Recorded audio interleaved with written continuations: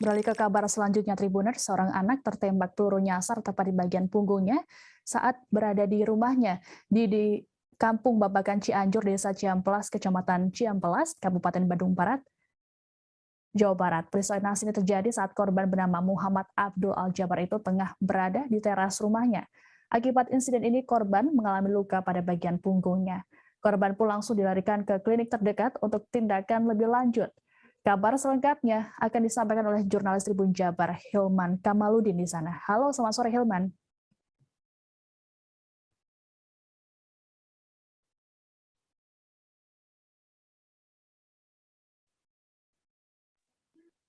Ya, selamat sore, Siska.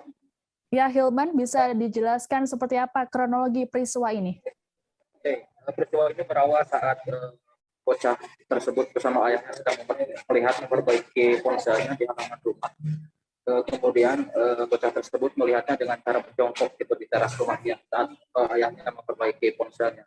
Kemudian tiba-tiba terdengar seperti suara pantulan peluru yang memantul ke pagar rumahnya.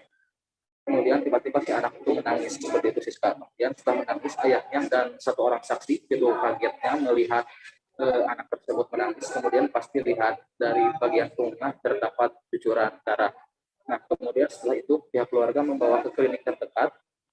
Kemudian klinik tersebut tidak sanggup untuk menangani bocah tersebut. Lalu dibawa ke klinik Cililin, kemudian di ronsen.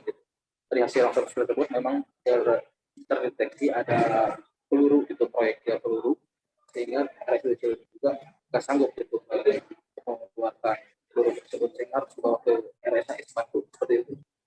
Oke, Hilman, bisa dijelaskan seperti apa kondisi terbaru dari anak ataupun korban tersebut setelah terkena peluru nyasar? Oke, berdasarkan hasil wawancara tadi dengan pihak RSAS bahwa korban tersebut sekarang sudah menjalani operasi dan proyektil pelurunya sudah dikeluarkan dari punggungnya dan kondisinya sekarang sudah semakin membaik gitu, dan sudah bisa berkomunikasi lagi seperti biasanya. Namun untuk pemulihan kondisinya anak tersebut masih harus mendapat perawatan di ruang ICU RS Bandung selama beberapa hari ke depan. Seperti itu, bisa. Hilman, bisa dijelaskan seberapa parah luka yang dialami oleh korban saat terkena peluru? Oke, berdasarkan hasil wawancara dengan paman korban kemarin itu bahwa luka yang dialami anak tersebut tidak terlalu parah, sehingga anak tersebut selamat dari peluru nyasar itu. Berdasarkan hasil ronsen yang dilihat pihak keluarga bahwa peluru tersebut hanya sampai ke tulang punggungnya gitu, tidak menembus ke bagian yang lain, sehingga saat itu juga si anaknya masih bisa menangis gitu dan tidak pingsan atau gimana gitu kan, sehingga pihak keluarga juga masih bisa menyelamatkan nyawanya seperti itu. Oke, lalu tindakan medis apa yang dilakukan terhadap korban untuk mengeluarkan peluru ini?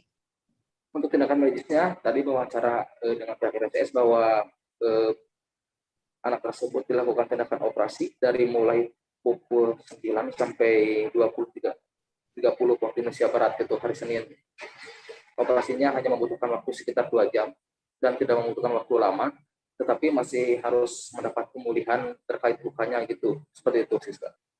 Oke, Hilman, apakah sudah ada informasi terkait asal peluru dan apakah polisi sudah mendapatkan titik terang terkait dengan kasus ini? Oke, sejauh ini aparat kepolisian belum bisa memastikan peluru tersebut berasal dari mana. Namun aparat kepolisian sejauh ini masih terus melakukan penyelidikan, memeriksa sejumlah saksi yang berada di lokasi kejadian, termasuk paman korban, seorang saksi yang berada di lokasi, dan ayah korban itu sendiri gitu. Namun hingga saat ini belum ada titik terang yang mengarah asal dari mana peluru tersebut terjadi. Namun aparat kepolisian berjanji akan terus mengusut kasus peluru nyasar ini supaya kasus ini bisa terang benderang nantinya. Seperti itu, Siska. Baik, Tribuners, jurnalis kami juga sempat melakukan wawancara dengan keluarga korban dan juga warga setempat. Berikut tayangannya untuk Anda. Di ruang rawat. Artinya pelurunya memang sudah diangkat, Pak? Sudah menjalani operasi? Sudah tindakan operasi, sudah diangkat. Sudah dibawa peluru. Berarti sekarang tinggal pemulihan aja berarti? Iya, pemulihan. Proses pemulihan. Pak, itu untuk biaya gimana, Pak? Ada yang menanggung atau gimana, Pak? Itu pakai apa? BPJS. Sudah tercover berarti? Sudah. Nggak tahu sekarang keputusannya. Masih belum tahu. Tapi sejauh ini memang belum ada yang bertanggung jawab, Pak, karena peristiwa ini belum ada ya? Sementara belum. Oh, belum. Keluarga bentuk pelurunya seperti apa gitu, terus panjangnya berapa? Enggak. Oh, enggak, jadi Langsung hanya diambil. langsung dibawa. Kejadiannya jam berapa, Pak? Ya kira jam 8 lebih lah. Malam. Jam 8-an malam. Dinten Minggu malam Senin. Pak, itu Pak, Mulai diceritakan awalnya. Awalnya ya mau betulin HP ke si bapak ini, si bapaknya ini punya anak ini lagi betulin HP. Betulin HP. Terus si anaknya kan main di depan bapaknya sini. Terus gitu dia lihat HP ke si bapak ini, si anaknya teh sambil jongkok ya.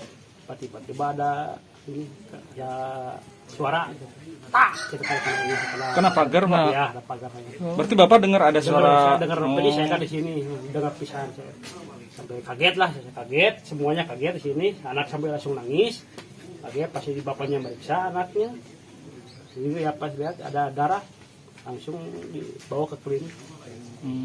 Pertolongan pertama ke klinik dulu, yang kedua ke rumah sakit Cililin, yang ketiga ke Kartikasih, ya keempat ke Dustira, yang kelima ke San Sadikin. Jadi udah berapa rumah sakit, Pak ya? Ya, terakhir San Sadikin terakhir.